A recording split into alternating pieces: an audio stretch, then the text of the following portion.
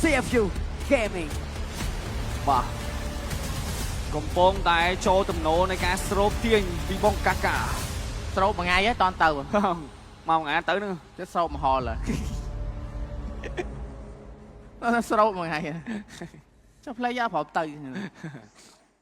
អូបឌូធន់វិញ បាទ បាទឈានមកដល់ជាមួយនឹងវគ្គទី4 មកហើយ ទៅហើយបាទស្វាគមន៍អ្នកនរគ្នាជាមួយនឹងការប្រកួតគឺទី2វគ្គ play off ថ្ងៃទី2វគ្គទី4របស់យើងដែលបន្ទុកបច្ចុប្បន្នការ Mac 2 ទល់នឹង1លើ CFU Gaming អូ Detective អត់លេងជាមួយនឹង Crescent Blast នោះទេគឺយក Pure យកទៅចាក់ Retreat Objective តែម្ដង បាទ បាទចាំមើលការអូខ្ញុំមានអារម្មណ៍អញមានរូបភាពវាយដល់ buff អូអាដាប់ជាអតទៀត បាទដាក់ទៀតតែទៀតអូចាក់ Retreat បាទវគ្គនេះវគ្គចាក់ Retreat ប៉ុន្តែអញមានកោចោលវាយដល់ buff យកតែម្ដងបាទនៅត្រឹម early game ចុះយកជាមួយបងប្អូនគ្នានៅត្រឹមផ្ដើមនៃវគ្គ បាទការចាប់ផ្ដើមនៃវគ្គអីបង បាទការចាប់ផ្ដើមនៃវគ្គបាទក្បាលវគ្គ បាទបាញ់សរសែ41 បាទយើងភ្លេចជាមួយនឹង Infinite Note 50 Series ដែលជាជាមួយនឹងទូរស័ព្ទ AI Meta Frame 90 W charge wireless 30 W charge និង 144Hz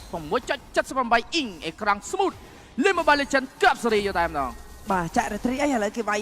សัตว์ចិត្តល្អបានហើយហ្នឹង បាទ នោះត្របួសបាទមានអារម្មណ៍ថាជាមួយនឹងវគ្គនេះសូវស្រួលទេពី Smart Delete Account នៅ Midland គឺមានការតែគ្នាវិញមក B មកអស់ជាមកកង់ក្នុងគណៈពេល OP Freeze Minion ចោលតាមប្រើ skill ផុសតែ make ទៅនឹង make ទៅទេ អីយ៉ា បាទ បាទដកពីស៊ីង ពីគ្រាប់តែ skill ទី2ដល់ឡើងជាមកកង់រះតែមកបងនេះគ្នាទៅលើ line អត់ដាច់នេះគ្នា បាទ live stream បន្ថយនៃការដើររបស់មានដើម្បីឲ្យចូល trade របស់គាត់ យេ បាទ បាទ បុក CC អូបើ អីយ៉ារ៉េ ទៅអបលឿនអត់ញញ៉ៃ ឲ្យយកជាមួយនឹង experience grab ទៀតឆាប់បាន level 4 បាទ ឆាប់ធំឡើង yes បាទឌូ អស់ធំហើយបង នេះ វាយលឿននេះចាំបានទៅទាំងដេក បាទ បាទ4ហើយ តែនេះអត់មាននិយាយលឿនសោះ លឿនតាណារួច បាទ គេវគ្គ5ហើយវគ្គនេះវគ្គ5ចូលវគ្គ